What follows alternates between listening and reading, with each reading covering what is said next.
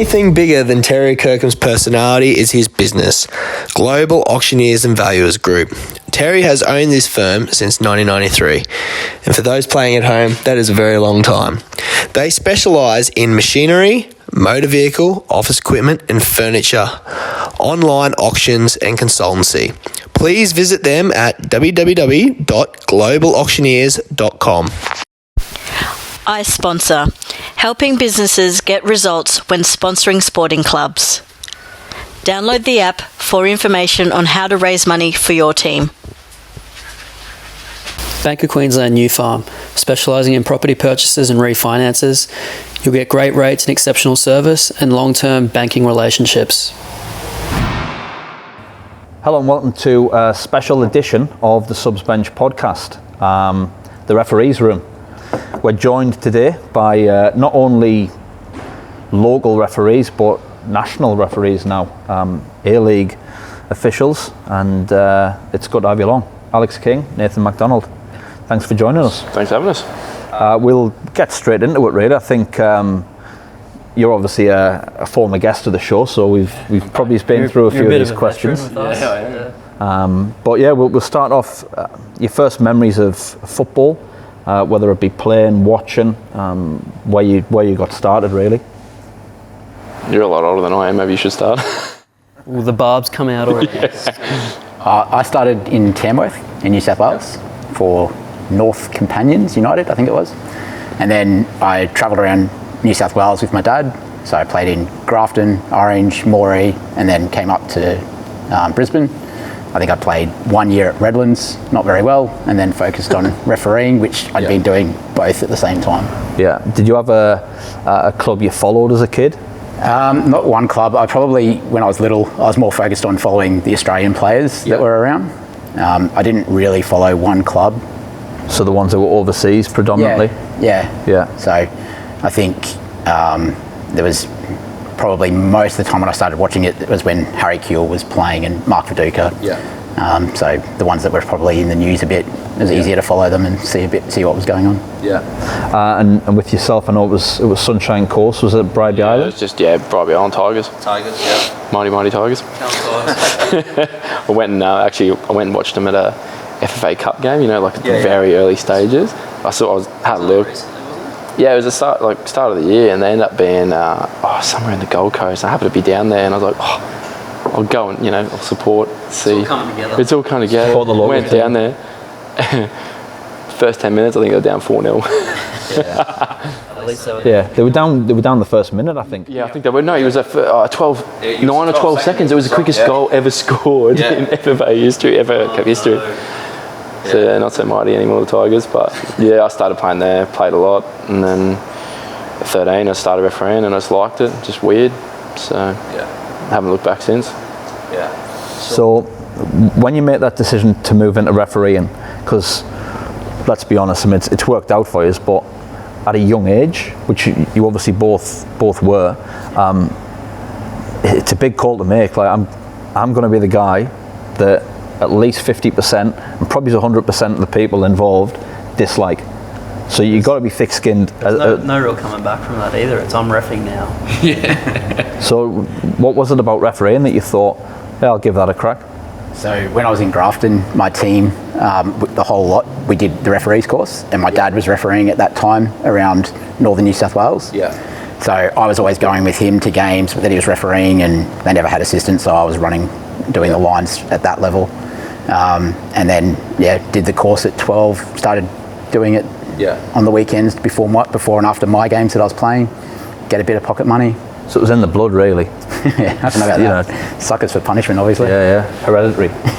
And with yourself, I couldn't even tell you what made me want to do the refereeing. I don't know if it was the yellow red cards, the shiny things that I was like, ooh. But I honestly don't even know. But there's just something about it that I enjoyed. It was just a different part of the game, and you could still be a part of so many. If you go and referee 3 games on a Saturday when you're a young fella, you got to be a part of 3 different games. It's a different environment. Each game is never the same, and then you get to go and play yourself, and it was awesome. Is there, at a young age, because you're going to piss people off, Is there a point where you think, it's not for me? Like, I'm copping it from the players, probably his parents, coaches. Is there a point where you just go, I might just play instead? Yeah, absolutely. I think there was probably not a lot, but there was a handful of times where I was ready to chuck it in. Often when you're doing younger age groups, you're doing them close to home. And I can recall there was one game that sticks in my mind where I think it was a semi-final underage. Was copping it the whole game from a coach. I'd been copping it like in weeks leading up to it at school as well, and then copped it all during the game. Came off the game, the coach came up wanting to shake my hand. I think I told him to fuck off. My dad was actually on the line for that game, and he's going, "What's wrong?" I said, "I'm done, not coming back." I think we went to Macca's, had a burger and soft drink, and he's like, talk me through it. What's the issues? So I probably owe him a lot for keeping me going. Because at that point, like I think I was probably 16 or 17. Copping it at school about being a ref, knew what was coming when I go back to school, copping it during the game. Like, it's too much sometimes. And look, that's a tough age, isn't it? Like, I remember, I remember back home playing, would have been obviously non-league at that point, and Michael Oliver, who's obviously international referee now, he was refereeing our Northern League games, similar probably to an NPL standard, when he was about 16, and we used to give him it, like, because he was a kid, and you just think, oh, you can give him it and you'll bully him, and it went the other way with him, like. But again, I think it just shows how tough. That's a sign of strength. And I look at him now and I think, fair play, mate. Like, like, you took a lot of shit, but I suppose that's why, you're doing A-League grand finals, and you're in the A-League as well. And if you're not strong, you're not going to survive in the middle. I was going to say, like, what's worse, copping it from kids and parents in your local area, or copping it from randoms on a sideline in an A-League game? Like, at A-League, I don't notice the noise as much because it's just background noise, like white noise. You probably notice the words that are said more at the local level because you hear it. And it's targeted. It's generally. I know you. Yeah, exactly. I said when old mate threw that water bottle at you at Melbourne. That was pretty good. There was more than one. That's pretty good. Who's laughing now? Yeah, that's exactly right. And it was someone, I think it was Jared might have said to me before he, jet off to England, and now he's going to referee the Premier League next year. Like, that's pretty cool. He just goes, it's all worth it when, you cop all that crap and all the shit when you're coming through, but then at the end of the day, when you're travelling with some of your mates to go referee games of football in different places, and lucky enough, some of it's our job. How cool is that? Like, you sit back and go, like, whoever old mate who was saying I'm useless, blah blah blah blah. Well, what's he doing now, and what am I doing? So it sort of makes you feel a little bit better. Like, we spoke with you earlier on in the year, or maybe last year, about when Mark Clattenburg was over here. Like, he's a career referee, right? And when he was over here, everyone wanted to know about it. It's like, you can't rag on referees, and then, like, when someone comes across like that, be like, oh shit, I get all giddy about it. But no, it's it's just, I think it's that first couple of years as a referee, you got to try and, if you can get through the abuse after 2 or 3 years, then I think you're pretty sweet with it. How do you get through that? I don't even know, hey. Like, it always helped when I was coming through, because when I was at Bribey, everyone, like, Bribey's small, everyone knows everyone, and I always got looked after. When mum and dad were present as well. Dad would sort anyone out if they would give me too much of a hard time. So, like, that part was sweet, but just resilience. It's resilience, and I guess it is. And I think you learn that it doesn't matter what you do, like, you can try and please people, but the other team's going to abuse you. So you may as well stick strong with your own character and say, okay, I'm just going to do my job as best I can. I'll give what I see. If people don't like it, well, at least I know I did what I could. So be it. But it's about realising that, and that only comes after doing a lot of games and maturing as well, because when you're young, you don't have that sort of insight. Do you have that, what you find, hopefully you find this as well, young referees come through, they've got this chip on their shoulder a little bit, and the way they talk back to you, it's probably his immaturity. It's very authoritative, and I know that's the role, but the older they get, they become a lot more personable. Is that something that you remember a distinct period of the refereeing where you just thought, it's much easier when I'm not confrontational and I have a bit of banter with the players, not too much obviously, and the coaches I speak to, like, if I speak to them how I want to be spoke to, it gets a bit easier. Is there a point in that progression where that actually happens? Yeah, I reckon there is. I can imagine you being horrible as a 14, 15 year old. When I was 15, 16 on the Sunny Coast Premier League, and I just remember there was one or two players, they were the Rocker brothers, and they were just bastards to deal with. Yeah. Good players, but they were just tough men. Yeah. And I just remember turning around one night going like, oh, you talk to me like that again, I'm going to give you a yellow card. And he simply replied, fuck off. And I was just like, and I literally sat there and went, right. Look, I've got nothing back to this. He's doing this one behind his back. It was just, So, and I was like, well, this doesn't work. Yeah. So, like, you had to, then you had to learn what can I do differently. And I don't know how it was for yourself, but for me, because it was I got exposed to senior football at a young age, it helped me by the time I was 18, 19. I'd learned what I can and cannot say to men playing football. Like, I got to remember, and this is what the young referees need to remember, a lot of these players have probably played the game longer than they've been alive. Yeah.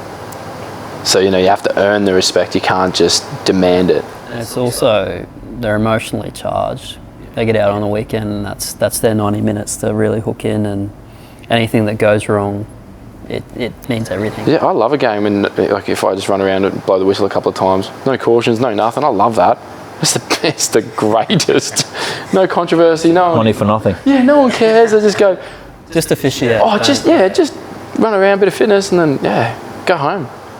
I love that. Go out. Yeah, go out, whatever. Yeah. Grounds, teams, coaches, players. Is there any? We'll stick to the local game. I think that you really enjoy going towards. The particular games that when you get handed, this is the list, that you go, I'm happy about that. I enjoy going to this ground. I get looked after at this place. That kind of thing. Even if it's just for the feed afterwards. There's a few clubs that look after us in terms of just even like bottles of water at half time. Yeah. Makes a massive difference. But I think most of the time when you're looking at it, everyone looks to try and see what's the competitive game on the table. Like you look at the table. Top of the table games. Or a derby or something like that. Yeah. Like players grudge matches. For the big games. Yeah. Like, and if you get that, then obviously the people that are doing the appointments think that you can control it, think that you're worthy of that appointment, and you look forward to it. But like, there's games there you could expect that it's going to be a nothing game, and if you don't prepare properly, then it goes to shit. So, with that in mind, preparation, do you prepare differently for a first versus second, 3 games to go, there's only 1 point in it, than you would 3 games to go, 7th versus 9th, no one can go up, no one can go down, it's irrelevant? Do you prepare the same, and it's a subconscious thing? Like, how big this game is, you've got to be on, there's nothing on this game, or do you have to, is it a personal motivation to get yourself to that standard for both? I think you need to be aware of what the game is, whether the ramifications, life is at stake. Yeah. But I think in terms of how the game plays out, if it's 7th versus 9th and everyone's just playing football and they're not interested, then you can sort of relax a bit and just let them go. If it's on and the tackles are flying in, then obviously you need to up it and you need to be more involved and probably more talking during the game. Whereas if it's sort of cruising along, you just step back, let them go. Yeah, that's a good point. Yeah, you probably like some of you might go, well, that's a yellow card there. You might go in a game that's a bit lesser. You might go, oh, maybe I might save this. Yeah. Or even like even with derbies and that, the way we might go and referee a derby, you might go, ooh. If there's a rubbish tackle and you think, oh, no, I can't, I've got to book this. Or if there might be something where it's teetering on the edge and you go, can I manage this? Or do I have to book this? Yeah. That'll also, that's something that I think we prepare the same we would for any match. We'll prepare the same, we'll go through our routines and whatever. But I think, where they are in the tables or, derby, grudge match, whatever, or if there's been experiences like, they kick the crap out of each other in the last game and whatever, we might, tackle in the 4th minute, which we might go, we might let that go. If we think, no, not today, boom. And that might set the standard for the whole game. They go, Christ, he's on here. He's not letting us do anything. So then, you take a risk on that. I think that's respected as well from players and coaches, because if you know that a ref's not just going about it as per however they usually would or whatever, and they're here to ref that game, and if that's what that game needs to make sure that, there is no send-offs and it's 11v11, or that there's no bullshit going on, then I think people respect that. Yeah, I'd agree with that. I think a big game, if someone oversteps the mark early doors and it could get out of hand that game, caution it. Let the rest of the players know, all right, there's a level here and we've got to stay below this now. I think that probably helps a big game, actually. So, because the worst thing in the world for you would be, I suppose, you let the first one go, but then you book the next one that's probably is exactly the same because it's 15 minutes later, and all of a sudden it's the age-old question: how's that any different to what's happened down the far end? But then the old cliche, we just want consistency, ref. People have to realise every game of football is different. Yeah. Every one referee is different. There is no way you're going to get the same decision week in, week out. Like, when people stand in front of the ball, like, when people go, you guys are, oh no, we don't tell our players that. Bullshit. We actually don't. When people go and stand in front of that ball, I've booked players for that. I've done nothing before. Yeah. I've gone, no. The ball will get taken back 3 metres. It's over there. Yeah. And I've given a second yellow red card for that. Yeah. It literally will depend on things that are going on in the match. Yeah. So that's where, I think, we can be as consistent as we can with some things, but we're never going to have that perfect consistency. Yeah. I think as well as a ref, you could probably tell when someone's just been a shithouse and just doing it for the sake of slowing things down and whatnot, or if someone's just not aware and they're just, Of course, you're thinking, I had one where I needed, one team had a red card early doors. Yeah. And a player stood in front of the ball. He kicked the ball away on purpose. It wasn't far, but it was enough. And I said, you know what? I need this. I went and gave him a second yellow and red. Yeah. We got balance back in the game. We had 10v10, and it ended up being a really, really good game. But it just depends. It just depends on what's going on. But you're right. If they're up 2-0, or if they're up 5-0, and then someone might do it, you go, well, I might not do anything about it. Yeah, that's exactly right. So there's so much, and that's the great thing about football. Nothing's the same. No decision's the same. No tackles. That's why we love our game. Just on that, it triggered us. Trigger the coach. Ooh, here we go. We might have spoke about this at another time. When a player needs a yellow card to get a suspension against a low league team the week after, and it does happen. We know it happens. Get a yellow card in the last 10 minutes, kick the ball away, stand in front, something like that. If you're aware that if a coach hasn't said to you he needs a yellow card, which I'm sure has happened in the past, but if you think someone's doing it purely because they need to miss a game, do you go the other way and just go, I'm not giving you one for that? How do you deal with that? I give them what they want. I've not done it. Yeah. Oh, I've had it where they've just sometimes it happens that they're kicking it and they just you can probably notice someone being a dick, and you're thinking he's trying to get booked here, and it must click on they've got someone shit next week and they've got a big game the week after kind of thing. So I don't know. Normally, I've had players ask me, and I say, oh look man, just don't do a rubbish tackle. Just if they've got the ball, just send it long. Someone's looking for a yellow, and if someone says they want to get a yellow card, well, I don't want them to injure another player. Yeah. So I'd rather them just go, just do something silly. Yeah. You know what? If they've got the ball there, they're about to take a throw, and take it off them and throw them over somewhere. Yeah. Bit of a laugh. Everyone goes, shit, Housery, how good? Because everyone knows what's going on. Yeah. And leave it at that. Just be smart about it. Yeah, just be smart. Yeah. I think don't tell referees. I've told you this before, but I don't think it's ever been aired. The Burnsy story. So I'm going back nearly a decade now. I was at Bayside, and same thing. We've got 5 games to go. We've got a couple of easy games the week after, and then we got 2 tough ones to finish the year. And we're only a few points ahead, so we needed them. And there was no way he was going to get through all those games without a yellow card, because he was already on to 7. I think he was going for a 2-game ban. Centre back, Geordie, bit mad. And I've made a point, and he was the type of player you had to say to him in front of everyone explicitly what the instruction was, because you needed everyone to be aware of what was going on and him to be aware that everyone knows what I've been told.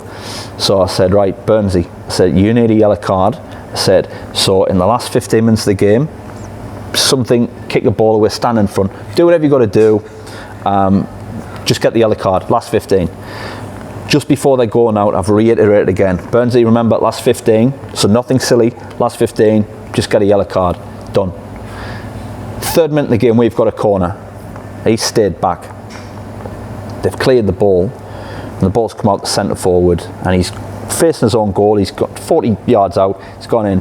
Burnsy's ran in and 2-footed him from behind, knee high, and I'm just like going, what on earth's going on here? And the referee's come across and given me a yellow card, and I'm thinking, how's he not been sent off? It's probably because it's early in the game, and he's ran back and he's kind of pulled the socks up and he's kind of looked across and he's went, Gaffer. I went, what are you doing? He just went. I'm just thinking, are you brain dead? Good. But you've got to be clever with which players you can tell that to. Like, so I think he came off at half time. I took him off. I said, mate, you're going to get sent off here. And then the whole thing starts again. It's so good. But yeah, it does happen, you know. Any grounds then, so we talk about, you like going to certain games and certain games. Any occasions, events, places, coaches, teams, that when it comes out, you're like, really? Like, and I don't want you to be disparaging to clubs because people will watch, but does it happen? Internally, you think, cheers. It's only if I travel a long way, but other than that, I don't have an issue with any of the clubs. And everyone's getting really good, and everyone's getting more professional, I reckon. Like, don't you feel like I think so. You know, they say, oh, it's semi-professional. Like a lot of the clubs are, you know, pulling their socks up, and I can't fault. I haven't done a lot of stuff in Brisbane in the last couple of years, but you know, it seems like everyone's just taking it more professionally. And what about back in the day then? 10 years ago, 8 years ago, were the clubs where you thought, ugh, like, for me, even just like facilities, like changing rooms where you thought, there used to be a couple of clubs with caravans for change rooms. Where? Yeah, at Bayside. They used to have a caravan for the. I wasn't there. I was though. I was definitely before my time. So We got actual room. Actually, the referees, it was the groundsman's room. Yeah, I think they're not in the groundsman's room anymore. No, we were. In the referees used to get changed but across before there. that, I think we were in a caravan. Maroondah. No way. Got knocked out there by the ball one time. South Star, an old club. Yeah. I don't think they're around anymore. No. I think one of my first experiences of senior football in Brisbane was at the old Darra ground. Yeah. They've got the big metal grate, and I found out what that was for. Rockley used to have a big fence, and I never really copped it. I think before I'd come to Australia and start playing, apparently it was pretty intimidating out at Rockley. Yeah. See, I never got to experience it, but I heard, like you were probably around doing it, I heard boys ringing up their copper mates just to try and get out of there. Police escorts and that. Pretty gnarly. Yeah, I didn't have any police escorts, but they had the fences there, but They don't have the fence there anymore. No, it's still pretty intimidating. I got quite an earful. Yeah. I probably deserve it. Yeah. Does that put pressure on the game? Like, I know it shouldn't, but as a young ref, more so than someone with experience, you got to be thinking, I might let this one go. That comes back to the maturity. That comes back to the maturity thing as well, and what you learn over time. Like, probably when you're young, you don't have the people skills and stuff to deal with some of those games. To manage it. But then when you get older, you go, this is sweet. Like, because all the referees who are refereeing like competitive, decent football, they want to be there. Yeah. They want to be there. So they want to. Yeah. They take it seriously. Players, I guess. Yeah. Like, you turn up as a young bloke and you've never seen that before. You think, what's that fence doing there? And then you turn up 10 years later. You're like, yeah, I've dealt with this before. That's okay. The bottle can't go through that. They'll find something that fits through though. Yeah.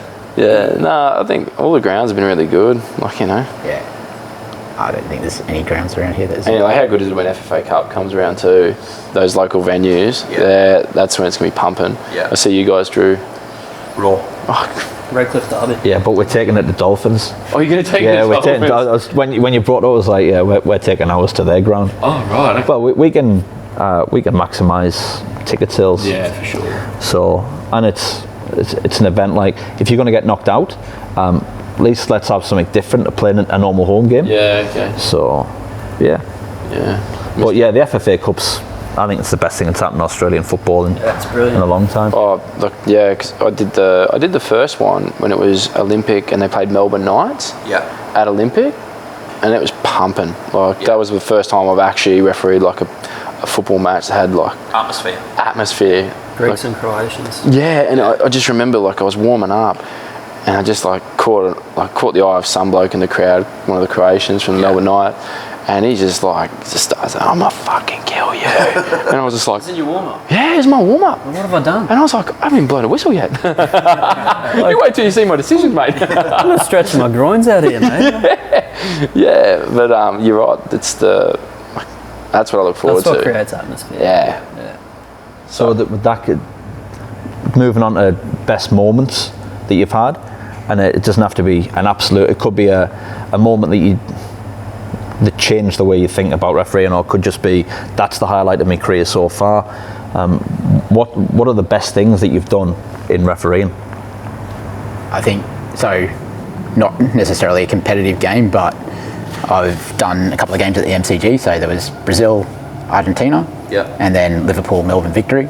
So sell out, amazing atmosphere. Basically 100,000. Yeah, for both games. Like seeing Messi in person. Yeah. You shake his hand at the end of the game? Did he come up and... Can't remember if he shook my hand. Yeah, he asked for my shirt, no. Best player on the ground, isn't it? No, I mean, I think both of those games, just like, the crowd for Liverpool when they were singing before the game, that was unreal. Was Gerard playing then? Yeah. Gerard was there, that was the year where he slipped. The year after? Yeah, so that was their pre-season, I'm pretty sure, for that. Yeah, right. Because Suarez would have been playing as well. Yep. Yeah, he told me off because I flagged him offside. I was probably wrong, but he told me that I was.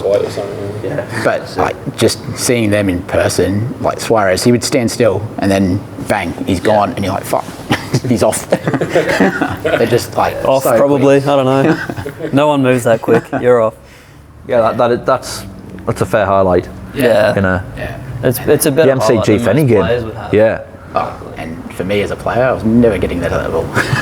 That's for sure, yeah. No, that's... What, you've seen him play? Oh, yeah. Sometimes we have our kickabouts on a Thursday Kick night. being the preferable word. Yeah, I get kicked the shit out of, but it's always good. So we love getting together and playing a game. Who's the best player in the referees? If there was no offside, Captain Camping, he just sits in the penalty area down the other end. Fun. Just poaching. Just poaching. I like it. Yeah. Sign me up. But if you're playing offsides, Don't play for base. who's first fast. picked? If you're all on the line and it's like two captains, who's first picked? Let's ask Nathan, shall we? 'Cause I don't remember, it depends who's there. I know who's last pick, Sherry. Yeah, Sherry's always last pick. He was like a schoolboy. Sidro's pretty good. Yeah, Sidro's fast and quick. Yeah, he's you. he wasn't fast getting here today, though. I Unfortunately. hope those cars got tinted real well. But see, I think highlights for a game for me, like I didn't get the referee at the G, but obviously the Man United Perth game at Optus Stadium, that was pretty big for me. But competitively, I think the FFA Cup final, you've done one of those, probably done 5 of them. 2. Oh, 2, okay. No big deal. Only 2, whatever.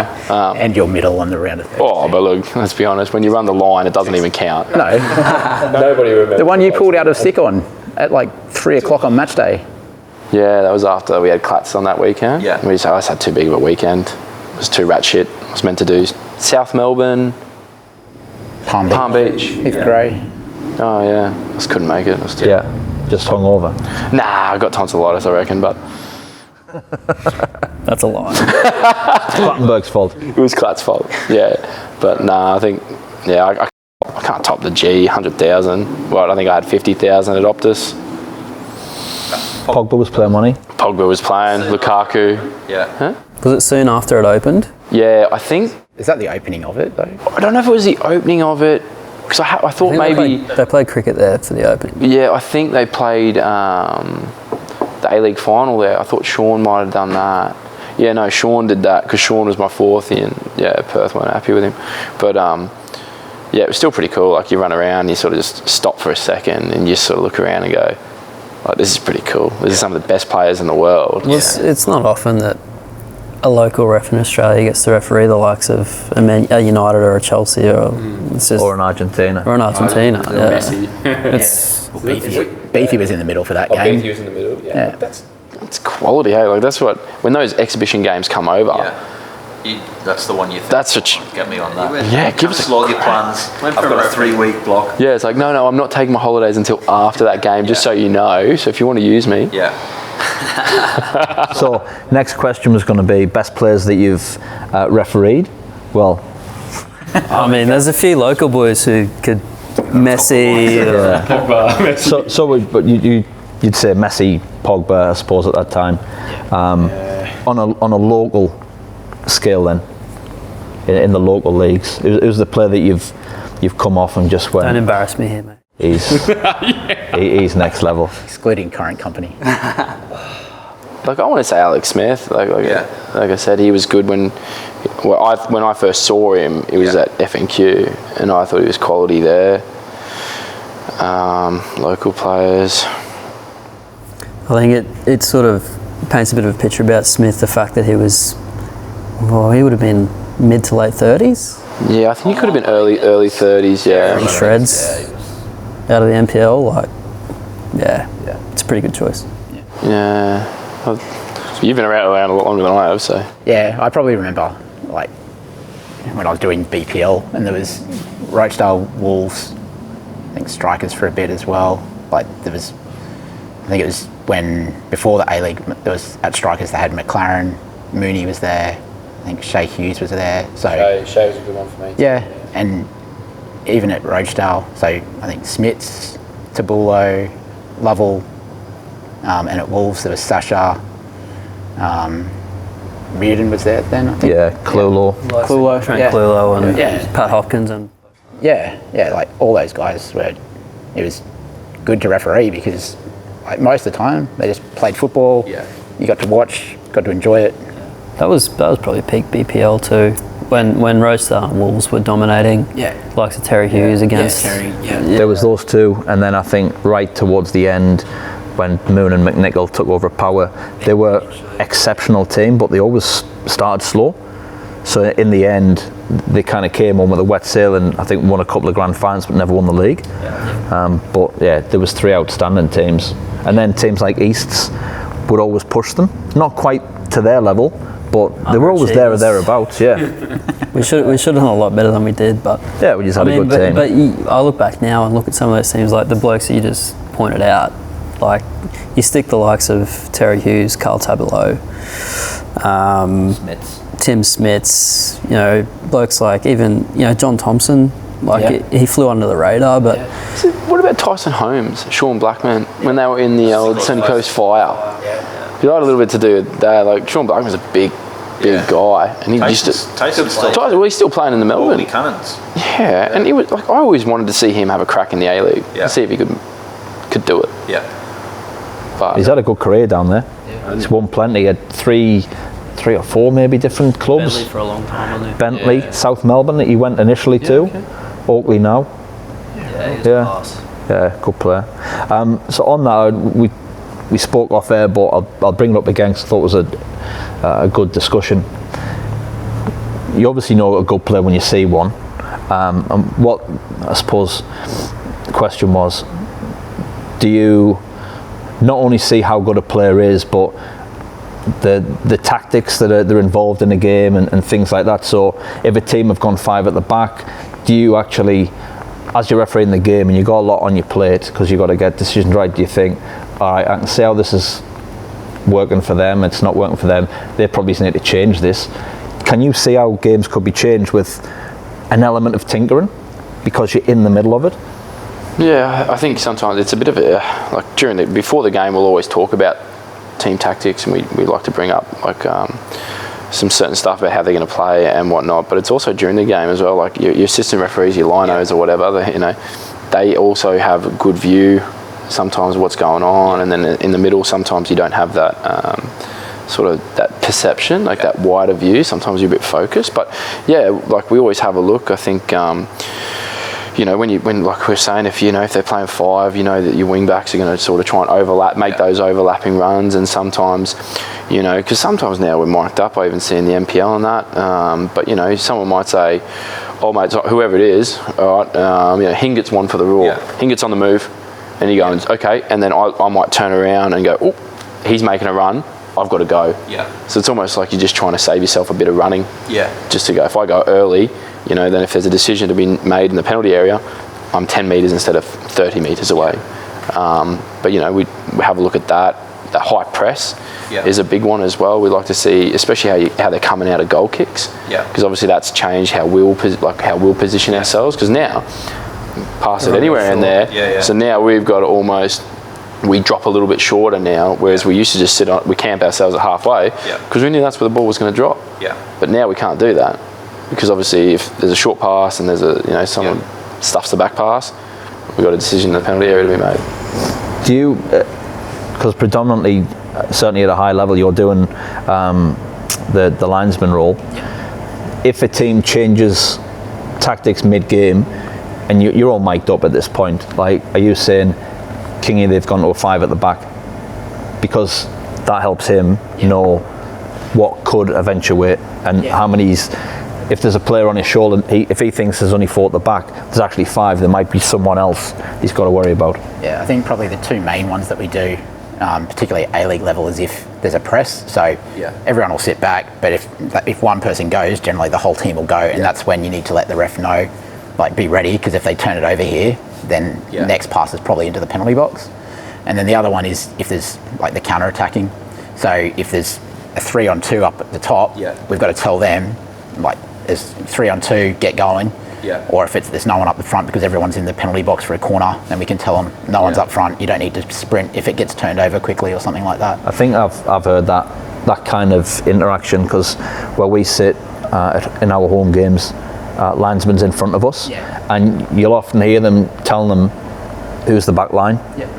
So a referee's aware what may or may not come after that. Because I mean, it's so fast, like at any level really. The ball can go 10 times quicker than you're ever going to get there. So if you get those little signals from your assistant, or even just picking it up and observing it, it gives you half a chance to get there. It's not that fast at BPL level these days, mate, so pick yourself up. You're selling the BPL to me. I might have to come and do a few matches. Just ask Royce Brownlee.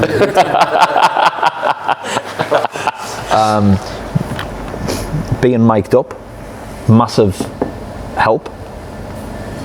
Because pre-mic'd up, there's none of this information getting shared until half time. It's this one, come over here. It's the missing information that it just makes any questions sort of disappear that you might have about something. You know, like, especially around, like, for me, the offside is a huge one. So, you know, Macca might be saying, 11's offside, do you want it? And I'm waiting to see if he gets involved in play, touch it, like, and I might be like, yep, let's throw it up. And you can just put it up. Instead of the times where, when you didn't have comms, he would have to go, well, he's offside. Put it up. That's the game. It's up to you. And you're going, well, hang on, who's offside? And you just go, bugger it, pip. And of course, you might not give that, you look a twat, because you have to give it at that point. Do you know what I mean? Or if you don't give it, he's put the flag up and players, why do you not give it? Everyone's saying, well, the flag's up, look at your liney. Look at your liney. Your linesman. Yeah, righto. Thanks, I'll do that. I would say, maybe as you can sort of jump in here, since the referees have been communicating via the EPs, I think the standard's improved. There's a lot less to complain about. Simply for that reason, is that they're in constant communication. It's got me a few times because a ref will be in the middle, you know, a couple of metres away from you and just start laughing. That's something that an AR said, and I'm thinking, are you alright, mate? Oh, yeah, you got the earpiece in. But no, you're right. The standard has increased just purely because they can chat to each other on the go. I suppose. Naturally. The eyes in the back of your head type scenario. Yeah, and it's just so good as well as a referee. Like, the one thing when we sort of go back to a little bit on the tactics and that, like, how many times like if the ball's gone down that right wing and we've sort of got our attention here, how many times on that left wing and people playing like grabbing each other, pulling people down, and to know that your assistant on that side is just going, there's holding, and you can quickly just turn and have a look. Yeah. Like it just makes life so much easier. Yeah. We know that you have like your training sessions, but you all kind of get on, like you interact outside the game. Kind of. You kind of, but do you let him know, or do you let other referees know, blah blah, a particular player who's maybe just coming through, because most of you will be aware of the others, but he goes to ground easy, this kid, or fuck, he doesn't mind a tackle. So before a game, you're prepped for potentially this young winger might look to buy a pen. That must help. Yeah, diplomatically. I think like we do our research. Yeah. Like obviously we know the players who are doing like what they're doing, what they're up to. You know, like you can look up, go, oh, old mate's had this many red cards. He must like a tackle. And it's not about going in there with preconceived ideas. It's just about being prepared and being like, oh, he can put in a rubbish tackle. Yeah. So if there's a ball that's bobbling, and there's two players tearing at it, and he might be one of them, we just got to be extra switched on and extra focused, going like, all right, where's the point of contact? Or, you know, how is that tackle made? Like, so it's not like we go out there going, oh, we're going to book that player or this or that. Yeah, that's right. It's just about a bit of education. Yeah. Like it doesn't take much for us to go, oh, you know, okay, he's had 4 reds, all right, loves a tackle. Yeah. There's nothing wrong with that. It's just about, just to keep an eye on it. Yeah, just to be aware, really, for me. Conversely then, and I don't want to kind of get you in trouble or anything, but if something happens, and possibly as a linesman you might see more than a referee would, something happens across the far side of the pitch and you think you've seen something but you're not 100% sure, if someone's had 7 red cards in the past 4 years for dubious behaviour versus someone who's an absolute angel who's, let's just say it's a flaying arm and he's kind of went like as if he hasn't, there's a decision to be made. If you know that this guy's got previous or this guy never does anything, are you more likely to give a decision one way or the other?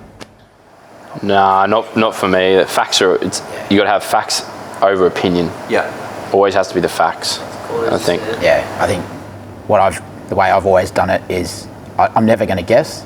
If I make a decision, it's because that's what I've seen. Yeah. As far as my integrity, if I guess, then I'm failing myself. So if something's happened on the far side and you don't 100% know, even if this guy's reputation is due, you know, is not great, if you haven't 100%, you can't really do it. No. That's fair. Because that's cheating the game. Yeah. And you can't do that unless it's facts. You actually see it. Yeah. Otherwise, the game will just go to shit. Yeah. And I'd rather have people say, "Oh, here's the video. He elbowed him," and go, "Yeah, look, I missed it. Put my hand up. I'm on the other side of the field. Yeah. I didn't see that. This is what I saw. This is what I did." Yeah. Yeah, I think that's how every referee should referee. Yeah, agree. Yeah. If you're basing it on assumptions, it's... Yeah, because we're going to get things wrong. Yeah. That's just life. Just Yeah. like You're going to miss things as well. Yeah, absolutely. Coaches make wrong decisions and Absolutely. Southgate bringing on 2 players. Here we go. Let's fucking start on that. Characters, stories. Who are the characters in the last few years, or even on a national stage in the A-League, where you enjoy having a bit of banter with them, or you know? Diamante's a big one for me. Yeah. Like he's a showman. Yeah. Like he's good for the A-League. You know, he's good. There's not a lot of players that don't get on with. Like they're all pretty good, but Diamante's just he's a flamboyant sort of character. You know, he's done some awesome things. You know, played in the Serie A. He's a good laugh. Yeah. But he'll let you know if you're wrong, as everyone does. As will people in the BPL.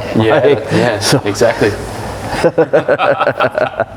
I don't talk anymore, mate. I just play the game. What about yourself, Nathan? Like, So probably I don't really have that opportunity, I suppose, as an assistant on the A-League, because they just see us as being ball in and out mostly. Yeah. so do the referees. Go with the flow. That's all they're good for. For me, probably locally, I probably like the players that they're not abusive, a bit cheeky, and can be sarcastic and have a bit of a laugh with. So, Tim Lawson. Yeah. There was Ballsy that used to be at Rochdale.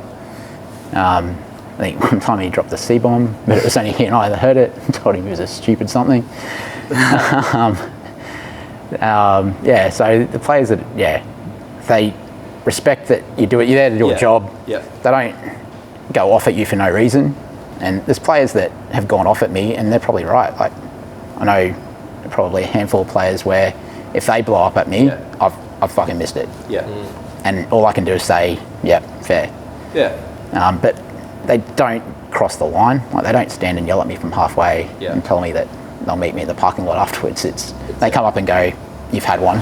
Fair. But see, that comes back to like when you said you were coming through the ranks and you had people at school that would go at you about decisions and that. Yeah. Like, at the end of the day, we referee 90 minutes, and after the 90 minutes is done, it's done. Yeah. Like, it can be a battle on that field, and it can be on, but I reckon as soon as that 90 minutes is done, game's done. Yeah. I think one of the memories that I've got, like doing the BPL, was when McLaren was playing, and someone slid in on a strikers player and missed him, and the player's gone up the other end of the field, but the strikers player's turned around and just studded him in the chest. Yeah. There was only me and McLaren that saw it. So I've pulled out a red card, had all these players coming at me going, you fucking had one. Yeah. And he stopped them. And I think he was player coach at that stage, so he had that authority. Responsibility. But as well. he could have just sat back and let them tear me apart. Yeah. But to his credit, he went, nah, he's gone. Yeah. Like, he deserved it. And players like that, you have to respect. Yeah. Because he had nothing to gain from it. Yeah. That's fair. The last 3 or 4 years, we've seen the introduction of VAR. Obviously, at a local level, we don't get that. That's fair. I know that you sometimes have to sit in the booth. Yep. Terrifying. Does it add more pressure, like especially as a linesman for the offsides, or do you think, well, I'm glad that we're going to get the right decision regardless, because people will see it was tight? Yeah, I'm probably glad, because then there's less bottles being thrown at me. Yeah. Because that's what happened on that one where they threw bottles at me. Yeah. And I made a mistake. But it's easier in the sense that if we make a mistake, it's going to be corrected. Yeah. I don't know. I think most of the time we were getting it right. I don't think we were that bad, but it corrects those howlers. Yeah. But I think people's definition of howlers and what's an obvious error. But I mean, howlers, like, if you're missing an offside by this much, that's it. It's not a howler. No, it's not. And in live speed, it's so hard to judge. And everyone's going like that, watching the ball, and then players 10 yards offside. And I remember in one of my first A-League games up at Fury, like, I left my flag down, and the commentators like smashed me, going, "What's the linesman doing? He's miles offside." Yeah. And they go back and look at it, and he was like 2 yards on. Yeah. So in that sense, it's like all the videos and everything help. Yeah. But it's just the definition of howlers. There's throw-ins at halfway that people will tell you it's a howler, and to review it. Coach is going to stop that. Who cares about throwing it halfway? Yeah. Send that along. Yeah. So I mean, people say that we're not. Let them know. Yeah. That we're not doing it properly and everything, but it's just like, it's opinions, and it doesn't matter. Like, offside is okay, it's black and white, but then there's still going to be complaints because is that black and white or is that black and white? So there's always going to be opinions whether there's video ref or not. Yeah, and I suppose with the VAR, there's still that grey area where if a penalty is given and it goes to VAR, and there's some decisions that they've been given, and you will hear someone say, well, if it's not given, you're not overturning it to say that it is. But equally, you're still giving it because it's almost like, what's that other sport where if the referees, say rugby league, where the referees give it, we're not overturning it because there's not enough to say that he's wrong. Yeah. I don't know, it's terrifying being in the VAR room because it's silent. Yeah. You're only hearing the comms from the referees team. You don't hear commentators, you don't hear anything, you don't hear crowd, so you don't hear atmosphere, you don't hear anything. Commentator, would you? I'm just sitting there going like, please nothing happened. Please nothing happened. Yeah. What Macca said, like, stops like the howler. So like I had it early on. I didn't have the best year, I don't reckon, on the A-League. This was probably my poorest one, and I gave like a real bad penalty for a handball. It wasn't a handball, and thank God the VAR was there to save me, because otherwise I could have been in in the papers or whatever, like social media, whatever, for days on end going, how's the ref given that? What is he doing? Blah, blah, blah. Yeah, it ruined the game. But now it was a quick, have a look, sweet, no, not giving it, I'll give a drop ball, and we move on. So in that aspect, it's quite good. Yeah. But, I think we can always improve the way we use it. Yeah. But, you're never going to have 100% correct decisions, because I'm still human. I'm still sitting in that chair going, what do I do? Yeah, or not. There's still opinion involved, and there's still human error involved. So. Yeah, 100%. And like, I thought it was good in the Euros. Yeah, the Euros handled it pretty well, because they only came in for the absolute howlers. Yeah. And I think that's something that we could definitely adopt. Yeah. In Australia, just to help sell it. But if we can eventually broadcast our comms to the public, and people have a bit more understanding into why we make decisions, then I think that would also help VAR just the understanding, because people are sitting there going, ref's gone to a screen, now he's come back out, all right, he's given a penalty, what for? Why has he done that, or why has he or she done that? So I think it could be done a lot better, but watch the space. Hopefully things change in the next couple of years and we can do that, because I don't think it's here to stay. It's not leaving. You don't go to all that trouble to bring it in and then sack it off. No, and there's such big money in football now. Yeah. You have to, like, especially in England when there's relegation, between getting dropped out of the Premier League, that's millions of dollars could be lost out. So you have to have it. But I think we still use it better than the English. Yeah, I think the EPL's horrendous for it. On to that then. So ambitions. We spoke off air about Jared Gillette going across, and fair play, he's got himself in the EPL, which is huge. Do you have aspirations to do anything on top of where you're at now? Is there something that he's like a bucket list thing? Yeah.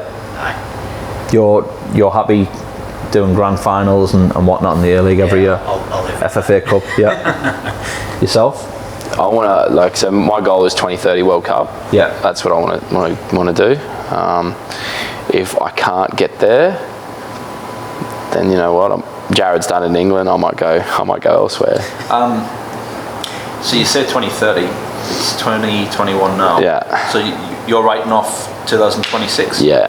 So I'm an international referee at the moment, but with COVID and that, I haven't been able to go to Asia and do anything with it. So I haven't been able to get on the elite panel. I haven't been able to do Champions League. So I haven't been able to throw myself out there. Yeah. So 2026 for me is just too close. So one as well. America, Mexico, love and life. I'm going to try and get there as a supporter. I'll be going as a supporter, so I'll see you there. But I think, so for me, 2030 is the goal. And unfortunately for refereeing, as you don't do it, as you the older you are, I think the average age for a World Cup referee is about 38. Yeah. How old will you be for that one? I know you're making me do maths. I'll be about 37, 38. Yeah, all right. Depending on whenever they... Yeah. But 37, 38. But if not that, overseas, have a stint overseas. Oh, look, I'm happy doing the A-League at the moment. I definitely need to do, I'd like to do the A-League final. Yeah. I want to, I need to be the best ref in Oz, but Beatty's making that pretty tough, and some other referees are making it tough. So, if I can have some experience elsewhere, I might try. Yeah.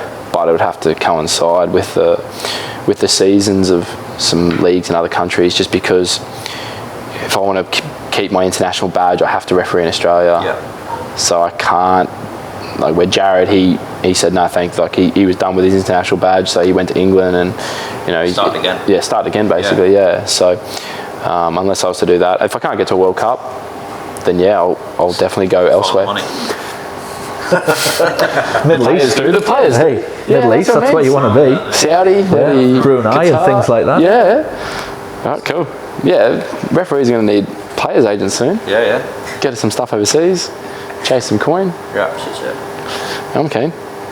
All right. Well, I think we'll finish off with you two can pick a combined best 11 from the local game in probably the last 10 years. So, are you going to start in goal?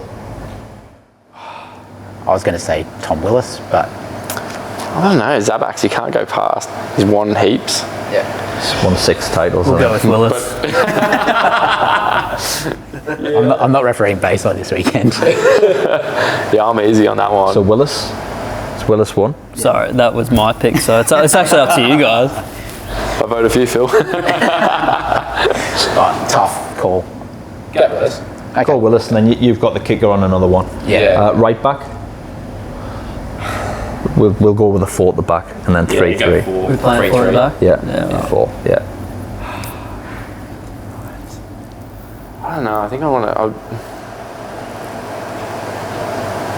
See, I liked McAvoy in that, but he was more in the middle, wasn't he? You mentioned McHenry earlier. Is he on the left? No, he's right. He's on the right. Oh, I do like. I thought he was on the left for some reason. He can play on the left. He can, yeah, no. Yeah, I liked him, but only I know he's young and I know he's probably more current than some of the guys you'll say. But he scores goals when he has to. So Yeah, he gets a few from and the back. I like him. Yeah, I'll go McHenry. Left back. Hurlin. Curlin Hurlin. Yeah, fair. No opposition. Sweet left foot. Centre backs. Who are the ones that abused us the least? Nah, I liked McAvoy when he was playing. He's just tough. He's just tough. He would go through blokes too. I like that about it. Simic for me. Simic, yeah, I reckon. Been around for a while and Yeah, he's done well at Lions, hasn't he? Well, Simic and Jared played a big part in Lions' success the last few years. yeah. They were a strong defence.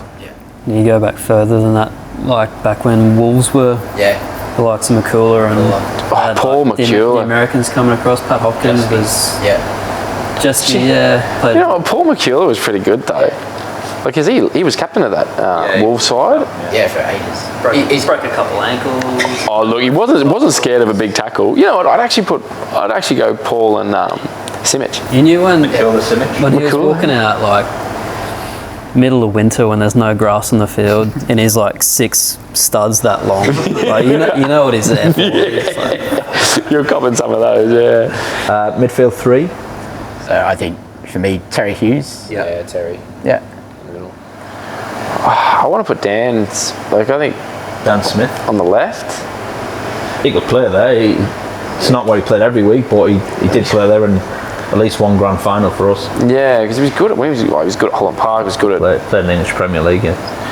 But that's what I mean. Like, he played in the English Premier League. you Yeah. put Richie Hurlin in his spot ahead of him, but he's like, Yeah, but that's why I was like, I like Curlin Hurlin in the game, and that's why I'd like to put because he could play in the You could midfield. switch them He too. might need to get a bit fitter. it but- wouldn't really matter where you played either of them two. Yeah, that's what I mean. Yeah. Both got that sweet foot.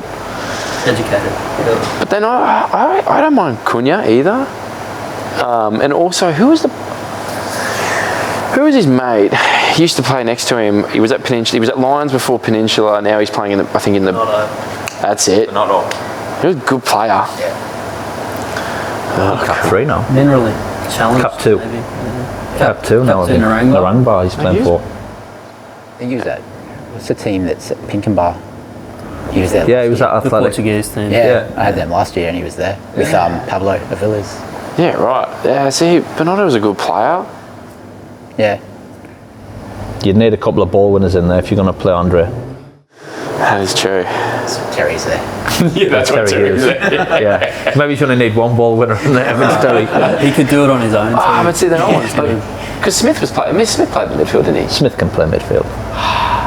Yeah, I want Alex Smith in there. I want Smith, Hughes. You stick Alex Smith as like in a free role there, Just in front. just in front. Just in front. Yeah. You just rove. Alex Smith is your 10. Yeah. And then one player in between all that.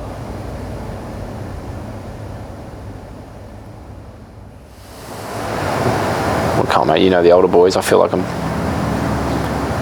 I thought you were saying Dan Smith. Oh yeah, Dan Smith was good. Yeah, I reckon Dan. Yeah. All right. And a front 3. So But we went Timmy Smith. Tim Smith. Timmy Smith's right in the middle. Yeah. Winning everything on the head. Yeah, with no arms because I've pinged him for using his elbow, and then he decided to do Sammy the Salmon for the rest of the match, so I couldn't ping him for using his arms. Clever. Yeah, well, Very smart. couldn't get him. And two guys off to the side. So for me, I think probably Carl Tabullo and Sasha Radulovic. Yeah, Sasha and I don't know the other bloke. That's well before my time. But Sasha's a quality player.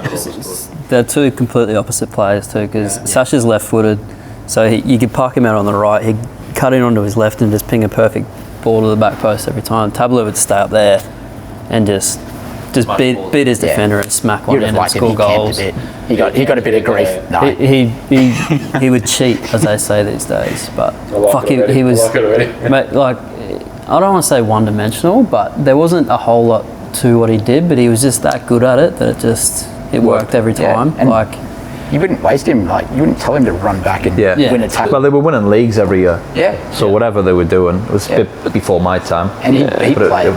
He'd beat players, and then he'd take free kicks. I'd have a shout out to the boys up north though.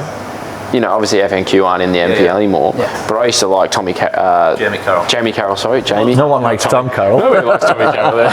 He wouldn't even make our bench. Yeah, Jamie Carroll used to be quality. I don't know, like if you...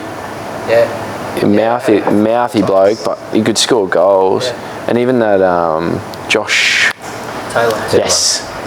Good player. Yeah, he's playing for Chill. It was basically the FNQ. He played for Strikers for a while. Played for Power for a year, I think. Power, 1 year. Like those, they were good players. So there's your 11. Yeah, there's our 11. Who would you pick to coach it? I don't know.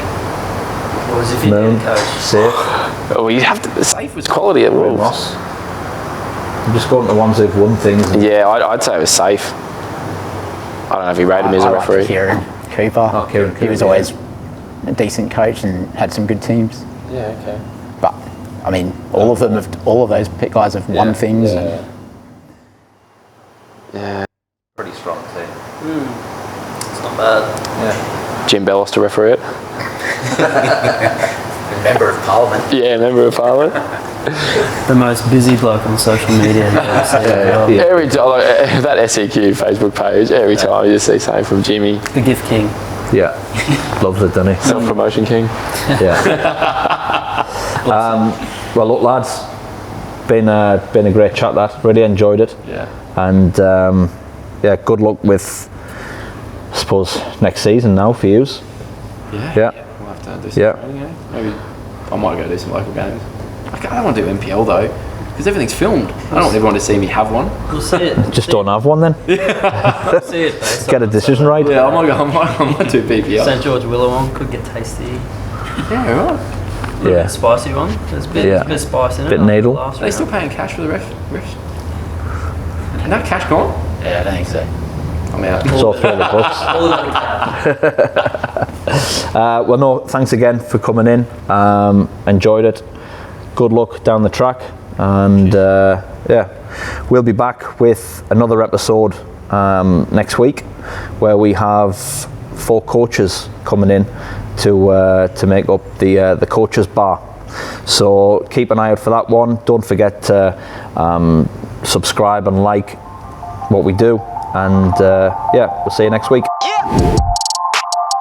Thanks. Cheers, boys. Cheers. Very well done.